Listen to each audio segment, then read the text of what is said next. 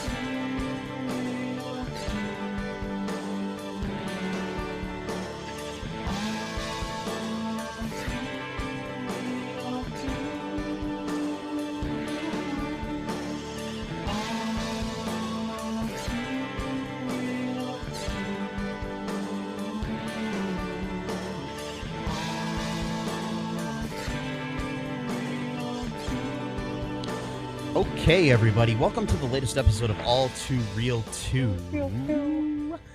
My name is Michael E. Cullen II, and with me via social distancing is... Matthew Hasse. Hasse. You Yeah. decided to pronounce your name differently now? Everyone in my life has pretty much pronounced it like that, so I guess, just pretty much just go with the flow. Progressive. No, it's That flow? Yeah. Flow from Progressive? Oh, wait, no. Yeah. Or Flow from Alice.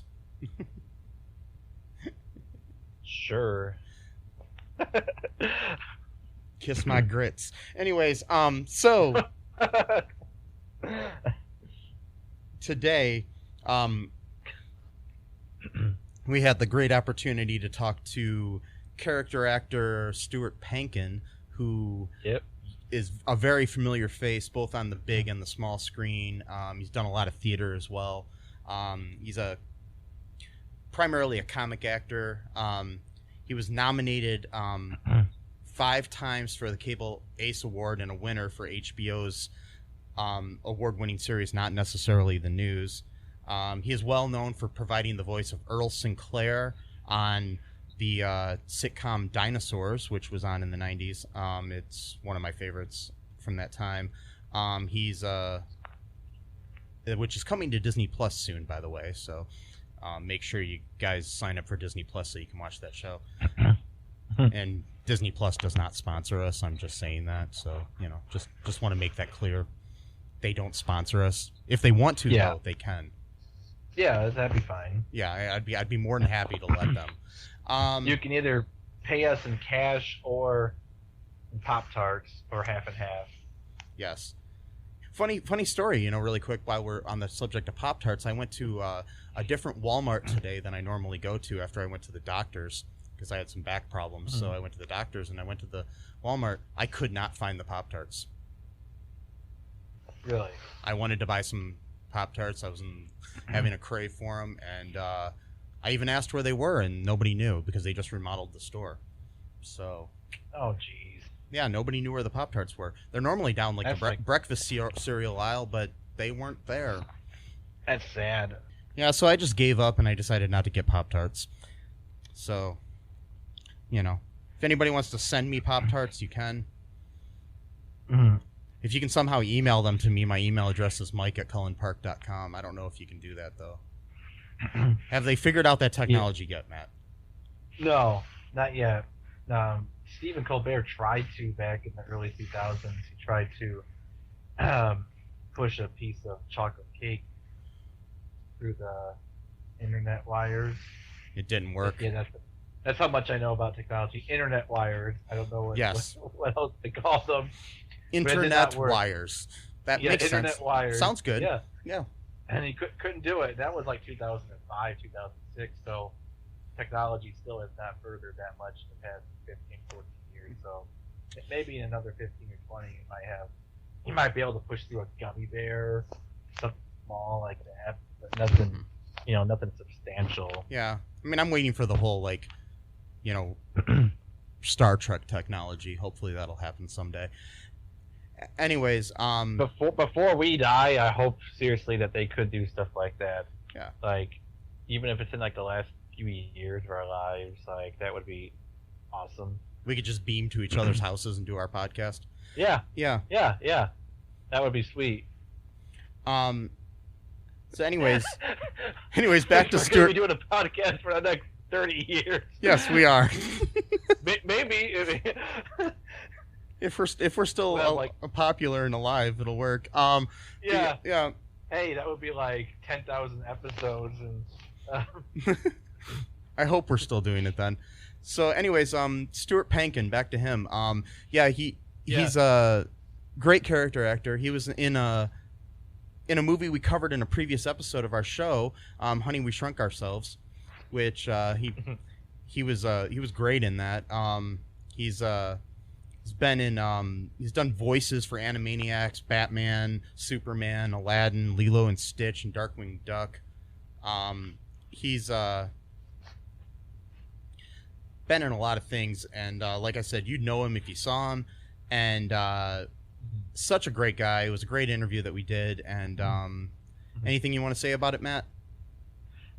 Yeah, I mean, just he was very friendly, very authentic, really easy to. I mean, I didn't say much because I always choke up during interviews, but I did manage to ask 2 questions. So he brought that out of me. If it was someone that was a little bit more reserved, I probably wouldn't have said anything. So anyways, here we go. Here's our all-2 interview with Stuart Pankin. Alrighty. Well, just want to welcome Stuart Pankin to the show today.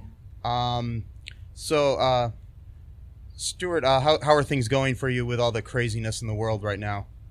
It's great. It's the greatest few months of my life. It's been exciting and energizing, and creative. It's the best.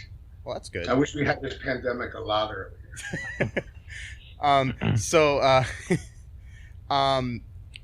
Why don't you just tell us a little bit about how you got started in like entertainment in general, like when what got you into the interest of acting and everything? Well, I was kind of always I like to sort of perform and ham it up in front of my family when I was a kid. In our family dinners, I used to sing or make things up, write silly songs, and then in high school I was interested in acting, but the auditorium collapsed. The whole auditorium just collapsed. So there was no theater in high school or junior high school. So that sort of went by the boards.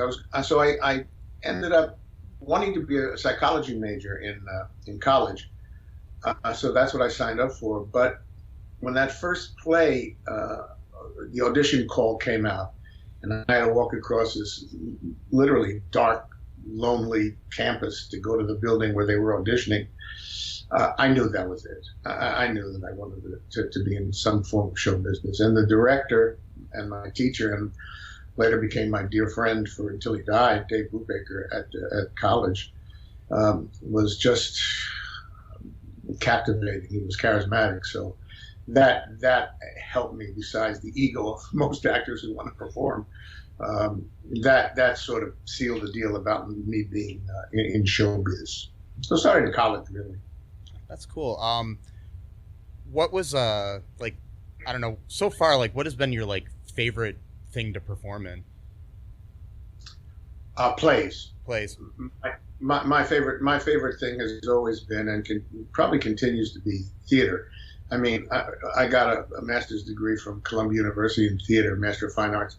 met my wife, which was great, and performed with her and a lot of other people, around in the East, mostly in the East, for years. I mean, I've probably done about over 80 plays, in my life. But that's where my heart is. That's what I love to perform. I mean, movies and television, quite frankly, they're great, and I've done some things that I'm happy about. But you don't get the satisfaction in movies or television. The demands aren't that great, and therefore the artistic satisfaction isn't that great. You do best you can. I'm lucky enough so that when I've done stuff, even early in my career, I used to rewrite stuff, and the producers would be happy about that. I used to come in and change lines, try to make them better, and they accepted that. So that was a little bit of artistic freedom.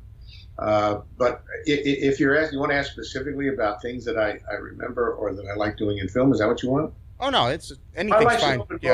Yeah, no, that's fine. Yeah, no, I understand the whole theater thing. I used to be an actor on stage, and the instant gratification of acting in front of an audience is always great.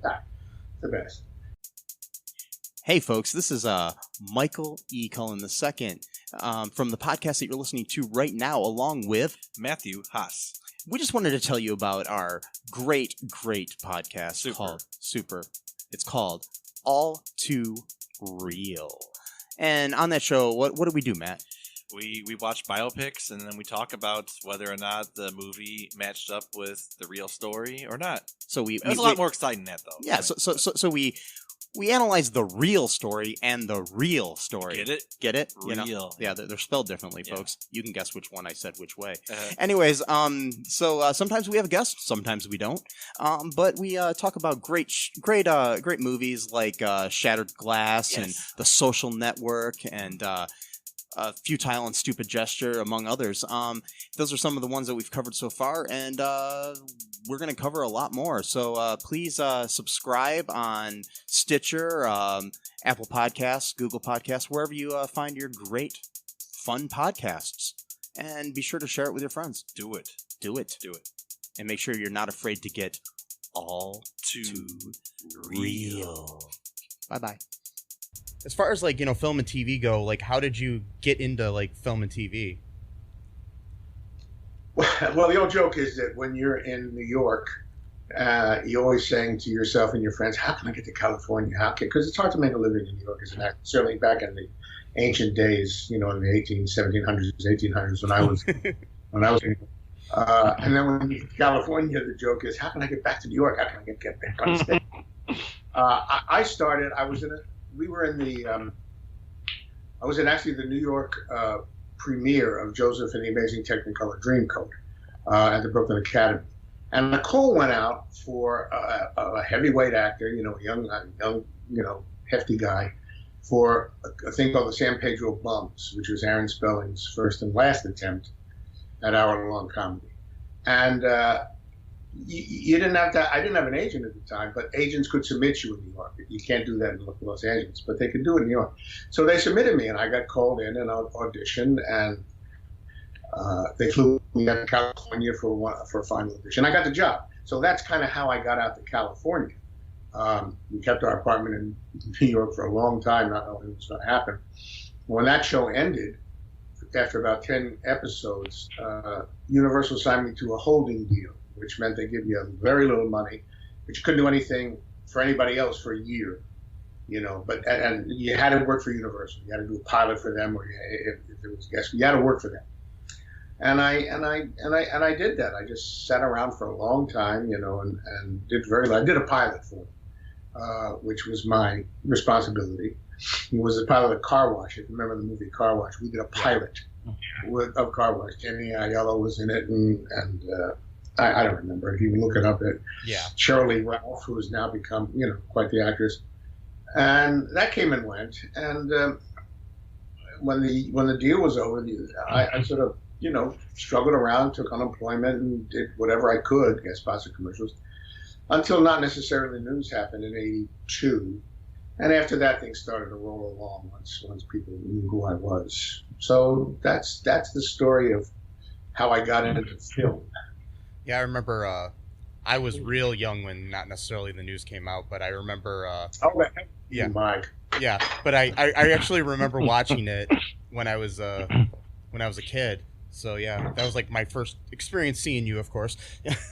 Yeah. Well, I'll tell you something. That's, cable. There was, you'll pardon the expression, 29% penetration in the community of cable, and that's just cable. That's not pay cable. HBO, not the news, was pay cable. So you were in a minority of people who were able to watch that.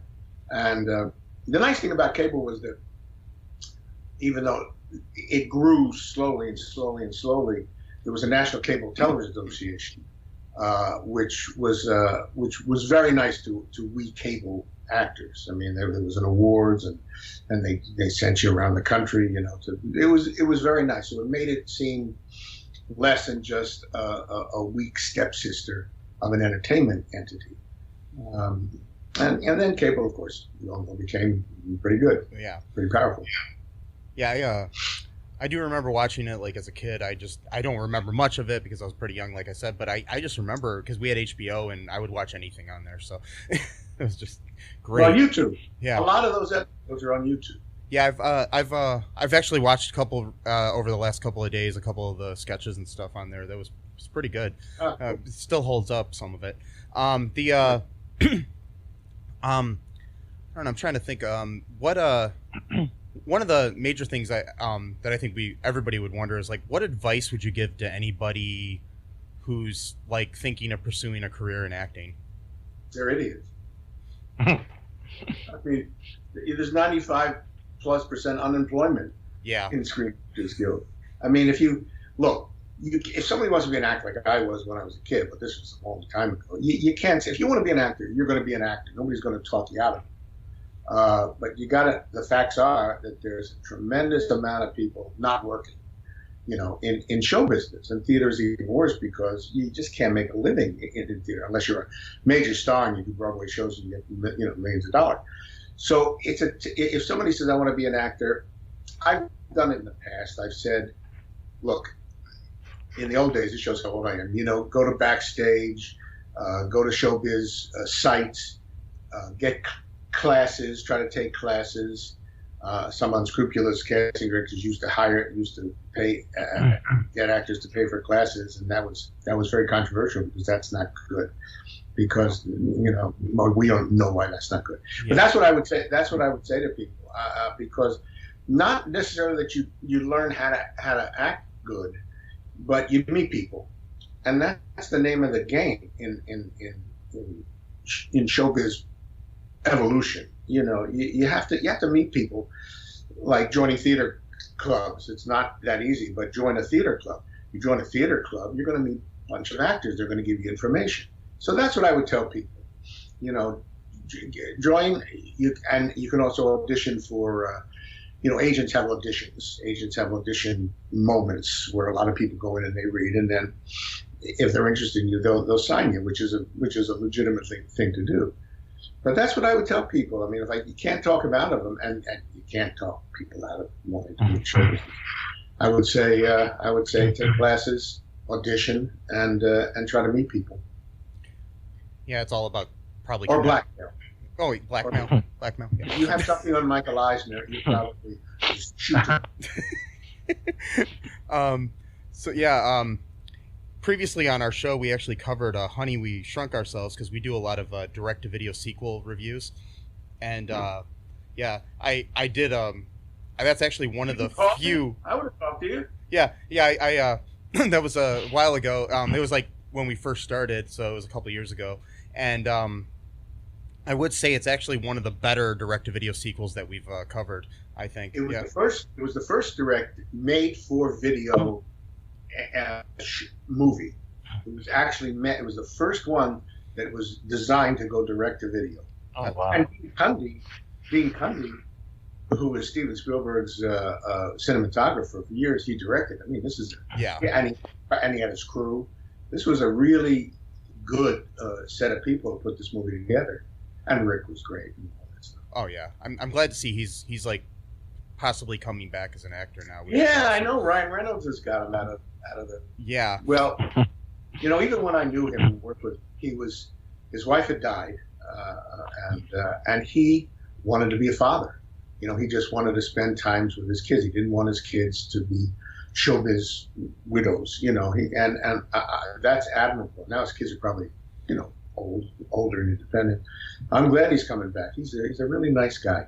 Yeah, he seems like it. And I mean, like I said, Honey, We Shrunk Ourselves was actually one of the, because not a lot of direct-to-video sequels are top notch, but that one actually I think was. I mean, I think it held up with the other two movies in that series. And it was cool to see you in it. I remember when we covered it, I was like, oh, it's Stuart Pankin. So yeah, that was kind of cool. Like, and I've probably watched that one more than any other direct-to-video sequel I've ever seen for some reason. I don't know. Yeah, it's a good movie. It's well produced. It's fun. It's fun and it's family friendly, which I kind of like. Yeah. Yeah. Good. I'm glad you like it. Yeah, and you see a young Mila Kunis in it and other people in it. It was kind of cool to see that. Wow, Mila Kunis. Yeah, I guess I forgot about that because I worked with him. I did a short-lived series with Nick Farino, and Mila was in there too. She was, 3 years old. Yeah. I didn't remember that she was. But now that you mentioned it, I remember now. Yeah, she played like the friend of one of the kids or something in it. Yeah, it was. Yeah, I just remember seeing that. And I was like, is that Mila Kunis? Yeah. So, but I know a lot of people probably listening are interested in, like, there's the dinosaur series is coming on to Disney Plus soon, which I'm very excited about because I haven't watched it since I think they had like reruns on USA or something as a kid, and and so it's been a while. And I remember really loving that show when it was on. Me too. Yeah, are you excited about it coming on to Disney Plus so people can see it now? Well, sure. I'll make 39 cents. It's a great. It's like real. Yeah, it's great. I mean, people. If people ask me for, like now in this pandemic, this isn't a braggy thing, but I used to get autograph requests, 2, 3 a month. I'm getting 2 or 3 a day. They're all dinosaurs. They're all requests for dinosaur autographs. They either pictures or they buy these things. I don't know, Funko boxes. You hear those? Earl, the figure of Earl. They take the figure out, they collapse the box, send it to me with a pen, and they ask me to sign. Tons of people are still interested in that show, and it's a show. It's one of the shows that talk about what you enjoy. I'm most proud of because it was great for adults, it was great for kids, and it was a lot of fun to do. Yeah, I mean, it was an interesting choice, dinosaurs for a sitcom, but I mean, somehow it worked. I mean, it was great. You know what I mean? Yeah. Right. Yeah. Right. It did work, and I think the reason everybody says, "Why does it go on and on?" It was the most expensive half-hour television show at the time, and maybe even now, to produce, because of the puppets, the maintenance of those huge puppets and the animatronic effects. And it was just a lot of money to keep that thing going. And I guess it came at a point where everybody said, we've done all 3 years of the show. It's time to end it. And then they wrote that wonderful last episode. Yeah. And it sort of became extinct. And everybody, people, they talk about dinosaurs. To me, that's what they talk about, that last episode. That's cool. Interesting. I mean, because you've done, I don't know, a lot of television and theater and movies. If there was anybody that you have not worked with yet that you would love to work with, who would it be? Wow, I've always been for years been a fan of Anthony Hopkins. I like the and any beautiful woman would be great too. But as far as just thinking about what I could work with, he's been in my mind for years and years and years. I've worked with a lot of great people, but to answer that question, I guess if I had to pick one, it would be him. Yeah, and speaking like working with a lot of great people, I mean, I know you were in Fatal Attraction. How was that like back then, like when you did that? It was great. Yeah, it was great. It was well, obviously, it turned out to be quite the movie. Yeah. At the time, and I'm very grateful to Adrian Lyne. I was doing not necessarily the news at the time, and the producers were shot in New York. The producer said, "Look, why don't you get a guy in New York? A lot of actors in New York." And Adrian Lyne said, "I want Stuart Pankin." And I auditioned for him. I might even auditioned for it twice. And for that, I'm incredibly grateful, because those people, I was doing not the news, and they flew me back and forth to New York once a week for a month to do my stuff. And you can't thank a guy enough for that. I mean, that kind of, I don't know, it's not loyalty but that kind of respect or whatever was spectacular, and he didn't have to do it. And he's responsible for that movie being as good as it is. I mean, it was his vision. Because I've seen him on the set just mold actors and shape scenes and things. No, I'm grateful to the movie. I'm grateful to him. I'm grateful to Glenn Close for not killing me. Nice meeting Michael Douglas, Archer. I mean, it was great. It was a great experience. I mean, it's definitely a classic, and something that I think everybody that's interested in film should see. That movie. Oh yeah. Do you have anything, Matt, that you wanted to ask Stuart while we're here? Yeah, Matt. Yeah. Oh, what's that? Yeah, I this kind of goes back to the question about the advice, I guess, but it's more along the lines of like what would you say like to people who are kind of like on lean times when it comes to acting? Because you said like there's like 95% unemployment, and I assume that maybe even in your career that you weren't getting like consistent jobs like year after year after year. So like what would you do to kind of sort of keep the faith, so to speak, to just keep on going? Well, that's a good question. I mean, things were after '78 until Not the News. Things were tough. And after '82, when Not the News started, I'm lucky enough to work pretty consistent. I've never had to have a bread and butter job, and I'm kind of grateful about that. As far as telling people today what to do, well, there's nothing going on now, so that's the problem. You can't tell them, it's even hard to say get a bread and butter job, because the people that had essential jobs or whatever are now out of work. I mean, there's no place to work nowadays because of this damn pandemic. So that's tough. That's a pretty unanswerable question. If you want to be an actor, and you're not an actor, and you haven't had some sort of track record or success, it's trouble. I mean, that's just, in my opinion, just the bottom line. That's the truth. You're not going to say, well, you go to Walmart and get a job. Well, there are none. You can't. People losing their businesses. People losing their livelihoods. People losing their homes now. So, as far as acting, it might not be an essential, whatever job, but it's important, and when it starts to come back, hopefully, when things open up, those people will have a chance to, I don't know, either work an extra work or try to get day jobs. I mean, but there's no answer to that question. It's bleak right now. Yeah. Yeah, it is hard to say when things might get back to a normal of any kind. So, I mean, Fauci said recently that he thinks it's going to be a year and a half before the theaters will open up and let people. I mean, look, it's possible that there'll be protocols in place. I'm thinking, if everybody in the cast tests negative and they're doing shows, and there have been shows done, COVID-safe shows with barriers and the actors. But I can see theaters, maybe not the huge Broadway theaters because it's too expensive, but smaller theaters selling a limited amount of seats, keeping people in distance so that people can act. That might not be feasible, because the less people you have, the less money comes in. You still can't make a living. So it's, I hate to use the word bleak again, but it looks bleak for a while. Yeah, because I mean, I know that probably a lot of smaller, like mom and pop sort of theaters of like movie theaters and live stage theaters are probably gonna not survive this, unfortunately. Yeah, which is I kind think of you're sad. right. Yeah, it's happened already. Yeah, and yeah, working at Walmart's not fun. Just trust me, because I actually work there right now. So Oh, is it? yeah.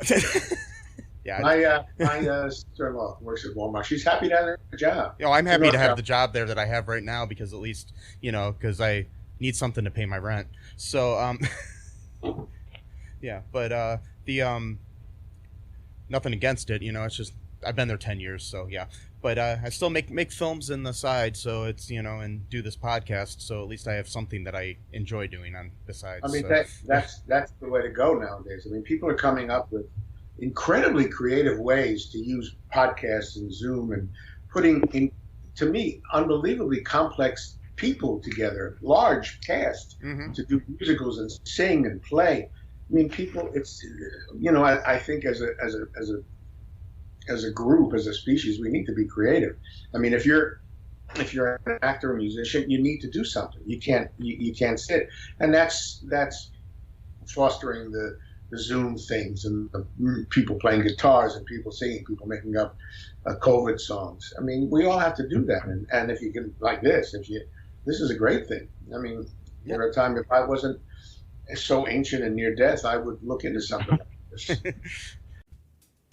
Hi, folks. This is Michael E. Cullen II from the podcast that you're listening to right now, along with manager Matthew Haas. You got promoted? Yes. Damn it. Okay. Anyways, folks, do you like the show Superstore? I don't know. I asked the folks and nobody's answering me. Because they're not here. Oh, but we love damn it. Yeah, we love it, though. Okay, folks, if you like it as much as we do, you're really going to like the Super Story podcast, which is a podcast where Matthew and I go episode by episode and give our little opinions and thoughts on it. Sometimes we have guests, sometimes we don't. Just depends on how we're feeling. Yeah. And, so if you like this podcast and like our little crazy banter, then you should definitely check this out, or I might get sad. And when I get sad, it gets pretty sad. Yeah, so I can't deal with him when he's sad. Yeah, no one can really. So yeah. So check out Super Story Podcast right here where you get this podcast, Super Story Podcast. I mean, it's interesting to see like the creative ways that people are doing things. I know there's like a show on NBC coming out that looks like it's all shot on Zoom or something soon. So it's some kind of sitcom I just saw an ad for. So yeah, it's interesting to see what people are doing. And I mean, I'm thinking of actually filming a thriller done all on like Zoom sort of thing soon. I've done a bunch of Zoom play readings, and I find them kind of frustrating because they're reading the scripts and reading movies. These guys get together and I find it really frustrating and really unsatisfying. Yeah. I told my friend who does it, I don't want to produce scripts because lots of them involve stage directions and things that don't involve talking. I said, I'll do plays because that's mostly because then your narrator has a much smaller role. But doing stuff like that, and I wish I would, but doing stuff, I know doing plays on Zoom, boy, it's hard. I mean, it's technically hard and artistically hard. But, good luck to everybody out there who's trying to do it. Yeah, you got to deal with the limitations of it, but I'm sure it's kind of hard to, because you're not in the same room as the person, so it's hard to get the reaction of the actors off of each other. Exactly. I mean, I told my friend actually if he was going to do play readings, do it. I don't know if you can do it. I'm sure you can do it, but have all the actors on the screen. So at least people, you don't have to camera cut and miss lines and come in early. That's a technical problem that that needs to be addressed if you're going to do this stuff. Yeah. But enough about me. Yeah. Let's talk about you. So, what projects that you have like in the can that are coming out anytime soon that you might want to tell people about? Sure. I did a couple of movies pre-pandemic. One is called Deep in the Forest, which the trailer is now on Facebook or YouTube, wherever it is. That's just been cut together, and that'll come out. I don't know where. I mean, it'll be streaming, or hopefully they'll sell it to a Netflix or whatever they're going to sell it to. So that's coming out. I also did a movie with the wonderful Mariette Hartley, which is an autobiographical movie of her life. Oh wow!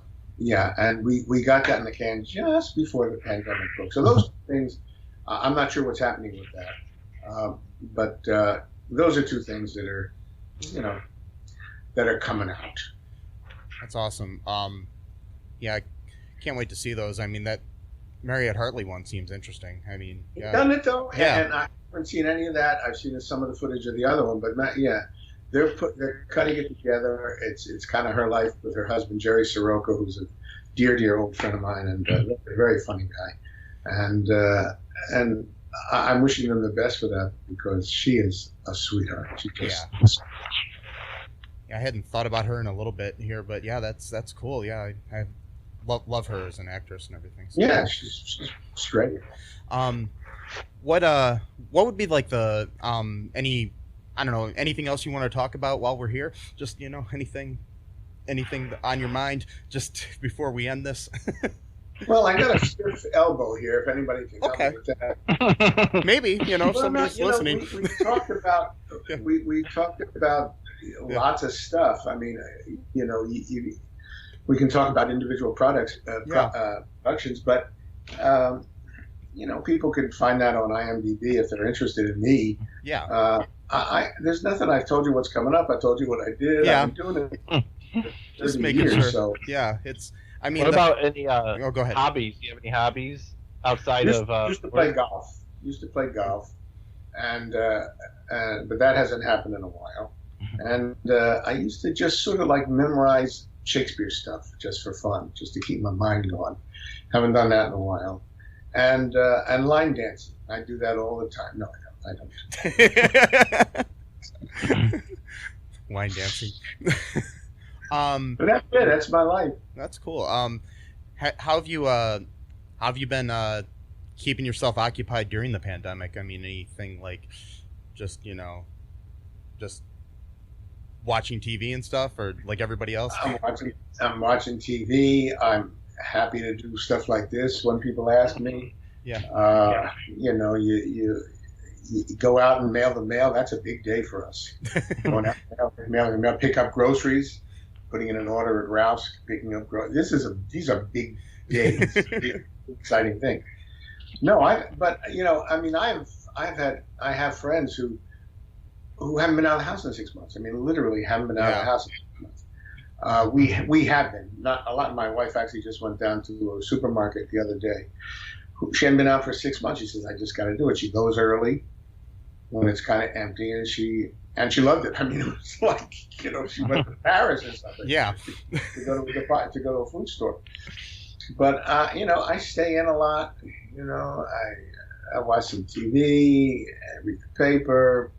Write the great American novel. Nothing. It's it's a lot of other people do. Just you guys are lucky to do this. This is a great thing to do. And my friends who do the Zoom play readings, even and the script readings, that's keeps you busy, keeps you active. Yeah, and anything with this quote unquote new normal that they got going on, because it's just such a weird world, and there's everything going on like with the there's the pandemic, protests, the fires out where you are, and everything. And there's just I don't know. It's a very bad time for lots of reasons, and the problem is, well, except for the fires,